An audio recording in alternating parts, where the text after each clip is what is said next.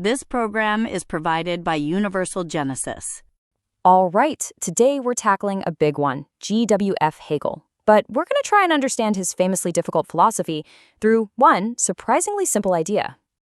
So let me just ask you a question. What could a super complex philosophical system possibly have in common with a snowflake, or a fern, or even a coastline? Well, the answer is a hidden pattern, one that just repeats itself over and over again. And that's what we're going to get into. That repeating pattern? It's called a fractal. It's a shape that looks the same whether you zoom way in or way out. The tiny little part mirrors the whole thing. Now, you're going to want to hold on to that idea because it's basically the master key for unlocking Hegel. And here's the big reveal. The core idea for today is that Hegel's entire, enormously complex system is a fractal. I mean, everything, from his ideas about God all the way down to how to structure a government. It's all built on this one simple three-part pattern that just keeps repeating itself. So, what is this blueprint? Well, here it is. It always starts with an abstract idea. Let's call that the thesis. Then, that idea runs into its opposite out in the real physical world. That's the antithesis. And finally, these two opposites get resolved into something new, something higher and more complex. That's the synthesis, what Hegel often called spirit or mind. So remember these three steps: thesis, antithesis, synthesis. Okay, let's go find this pattern out in the wild. First up, we're going to start at the highest possible level, the big picture. We're talking about the structure of reality itself, at least as Hegel saw it, through this theological and philosophical lens. Okay, check this out. Hegel's main philosophical divisions, they actually line up almost perfectly with a super famous theological work, Augustine's City of God.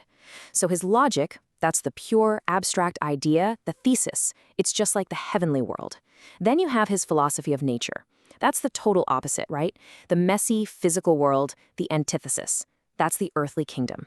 And the grand finale, the philosophy of spirit, that's the synthesis. It's the city of God where the divine and the earthly finally come together. But wait, here's where it gets really cool, where that fractal idea really kicks in. If we zoom in on just that last part, the philosophy of spirit, guess what we find? Yep, the exact same three-part pattern hiding right inside. It's incredible. The pattern just keeps going. The three parts of what Hegel called absolute spirit, that's art, religion, and philosophy, they map perfectly onto the three famous critiques from the philosopher who came right before him, Immanuel Kant. It is literally the same structure, just one fractal layer deeper. Okay, so now we're moving on. Layer 2, nations of thought. Because for Hegel, this pattern wasn't just for, dusty old books of philosophy. No, he saw it playing out on the world stage, in the actual character of different nations. Now, it's worth saying, this is where things can get a little controversial. Hegel basically assigned roles to different countries. He argued that the United Kingdom, with all its focus on science and industry, represented the physical world, the antithesis. Then you had France, with its revolution built on abstract ideas like liberty and equality. That was the thesis. And Germany? Well, in his view, Germany was poised to create the synthesis, a kind of state philosophy that could bring those two sides together. All right, let's zoom in again. Layer 3, the ideal state. This is where the rubber really meets the road. For Hegel, this whole system wasn't just a fun thought experiment. He saw it as a practical blueprint for building the perfect society. And he was talking specifically about Prussia, which is where he was living and working. And he believed it all started with education. For him, the university itself had to be structured to reflect this fundamental pattern of reality. So how would that even work? Well, take a look. First, you've got the Faculty of Arts. That gives you the foundational, abstract education. That's your thesis. Then you move on to the more practical, concrete stuff, the natural sciences, the law departments. They're all about the physical and social world, right? That's the antithesis. And then, at the very top, bringing it all together, you have theology and philosophy, the departments that grapple with the big questions of meaning and purpose. That's the synthesis, the spirit. And from that single university, the pattern, this fractal, scales up one last time to the structure of the entire nation. So in this view, the people, the nation as a whole, they're the thesis, the raw abstract foundation. The antithesis, the sort of nuts and bolts application of logic, that's the job of the bureaucrats, the experts, the technocrats running the country. But that final synthesis, the embodiment of the state's highest purpose, Well, for Hegel, that rested with the king and his top official. Okay, let's pull the camera all the way back out now. Let's take a look at the grand design, because the sheer ambition of what Hegel was attempting here is, well, it's pretty breathtaking. Think about it. One pattern, so many scales, from the divine to the mind to the whole world, all the way down to a university and society itself.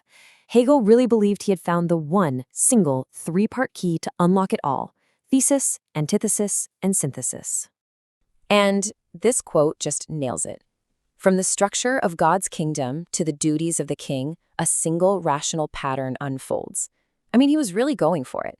He thought he'd found a single logical thread connecting the highest, most abstract ideas with the most concrete, day-to-day realities. It's kind of like his unified theory of everything. So what's the big takeaway here? Why does any of this matter? Well, Hegel's fractal philosophy is basically this giant, powerful argument that the world isn't just random chaos. It's an argument that if you just look close enough, there's a deep, logical, understandable structure to, well, everything. And that leaves us with a pretty fascinating question to chew on. You know, whether you buy into Hegel's specific map of the world or not, his whole way of thinking kind of forces you to wonder, what hidden patterns might be shaping our world today? What are the invisible, repeating structures in our societies, in our institutions, maybe even in the way we think? This program is provided by Universal Genesis.